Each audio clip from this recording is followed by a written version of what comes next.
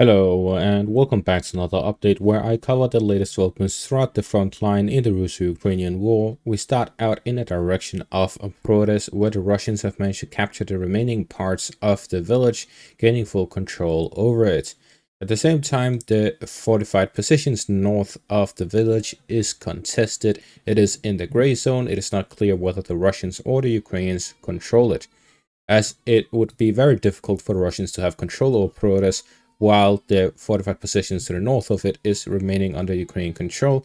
But at the same time, fighting could be ongoing, which would mean that neither side would be in control of it, and it would be contested. Therefore, I'm leaving it in the gray zone until someone comes out on top. The Russian advance was confirmed with this geolocated footage, and this shows that the Russian progress in the area are supported by Russian infantry mainly and heavy artillery fire. We see that these Russian soldiers with the control of Prohres have now significantly improved the position of the Russians in the area. The next target for the Russians will be Vovche, which would cut off the Ukrainian fortified positions here west of Ivanivka, and this would allow the Russians to gain a foothold across the Vovche river line.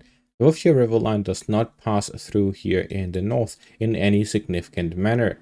That is allowing the Russians to gain this progress here in Prohres and then move towards Vovche, crossing over the river line as shallow as it is here in the village, and this allows the Russians to gain a foothold on the western bank of it. This will allow the Russians to flank the Ukrainian positions along the Vovche river line and avoid a head-on battle through the fortified positions and the river line ahead of those positions.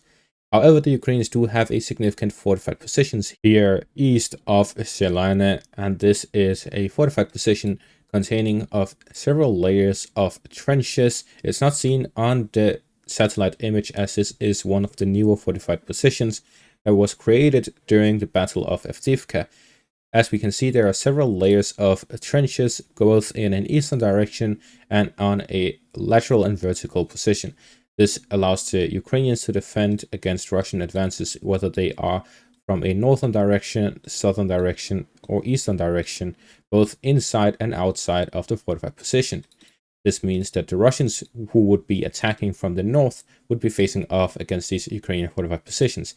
It is likely that the Russians are launching heavily artillery fire on these positions ahead of the fighting even reaching that position, and this is what allows the Russians to move fairly consistently across the battle front, despite the fortified positions in some areas and no fortified positions in other areas, as the Russians are constantly heavily bombarding the entire front line, specifically in areas where Ukrainian forces would be concentrated in fortified positions and towns. The Russian objective with flanking the fortified positions and river line will allow the Russians to avoid pushing further here on the east, force the Ukrainians to withdraw across the river line, allowing for easy control over Novoselivka, Persia, as the Ukrainians are already down to just a small part under their control, and the only supply route in and out of the town is under direct fire control by the Russians at a distance of only a few dozen meters.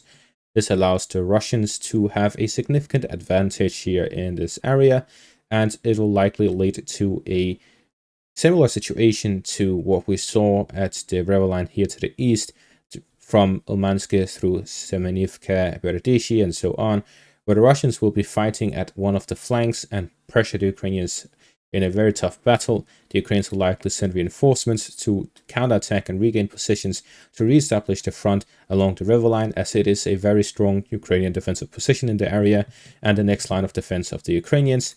Yet the Russians have managed to reach through and are breaching this line of defense and are on the verge of a breakthrough if they do gain control over Vovche here to the south of Prohres. When the Battle of Avdiivka was nearing its end, I talked about the next lines of defense of the Ukrainians. I mentioned of those lines the first line of defense, which was the one along the river line through the north by Novokalinove.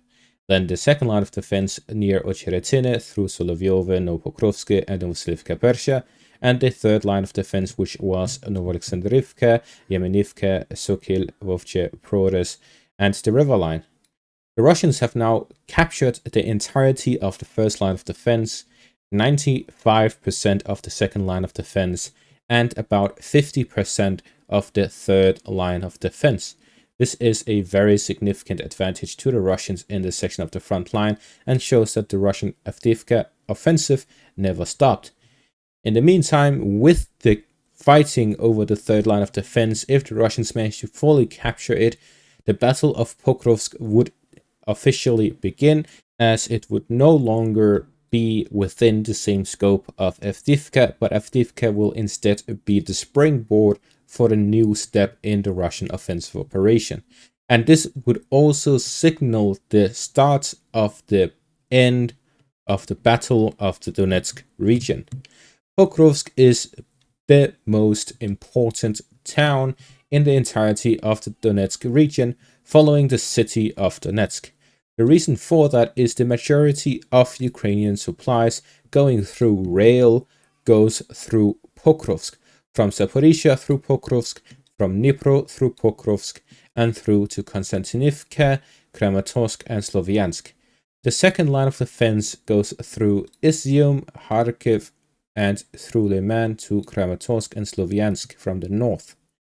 This is why we're currently seeing, with the close proximity the Russians are to Pokrovsk, we'll likely soon see the start of the Battle of Pokrovsk, as the battle of the third line of defense past Avdiivka will end.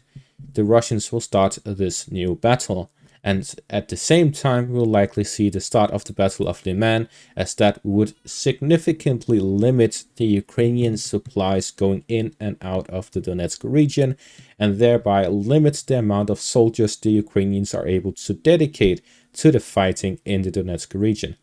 This leads me to think that the Russian objective with the current offensive is likely to gain full control over the Donetsk region ahead of any peace talks, as the Russians will not negotiate unless it includes the complete control over the Donetsk region, in my opinion. We see that the Russians in the direction of Donetsk and Salishne, New York area, the Russians continue offensive operations, slowly advancing through and pressuring the Ukrainian next line of defense. We see fighting within New York, in the eastern suburbs of Donetsk, and generally here to the southeast of Konstantinivka. We see heavy fighting in the direction of Jesev Yar. All of these are in preparation to the fighting reaching Konstantinivka, Drushkivka, Kramatorsk, and Sloviansk. Similarly, we see heavy fighting to the south of Siversk, again in preparation for launching operations towards this line of defense, which is the Ukrainians' final line of defense within the Donetsk region.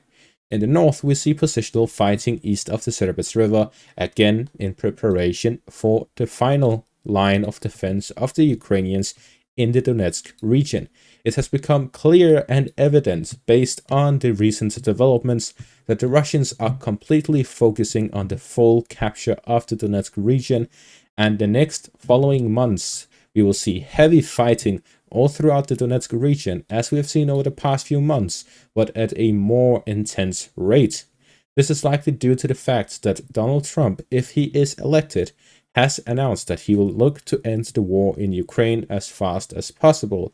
In that sense, there would likely be pressure both on Ukraine and Russia to end the war. It is likely in this sense. The United States would likely, in this scenario that Donald Trump wins the election, present Ukraine with an ultimatum.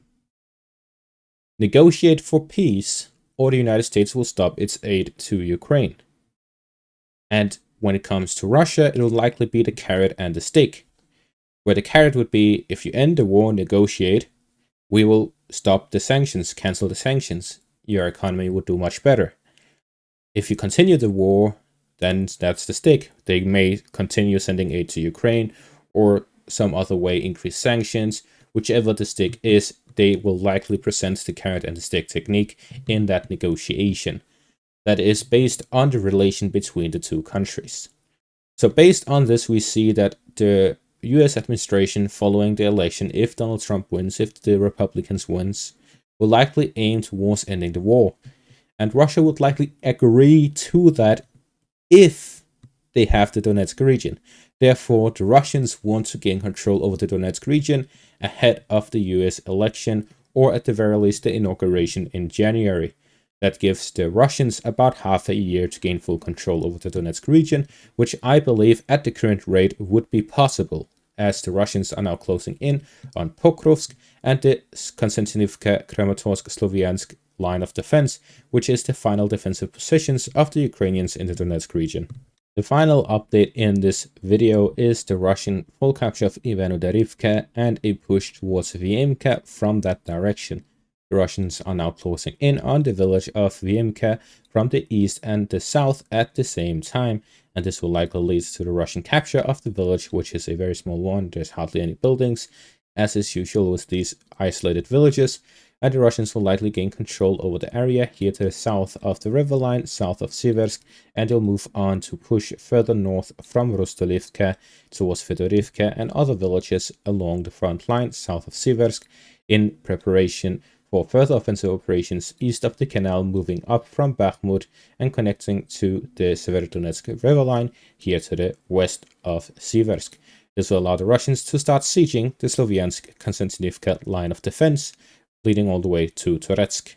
And that is all for this update. Thank you all for watching. Make sure to leave a like, subscribe, and check out my Patreon for additional content. Thank you all for watching, and have a great day.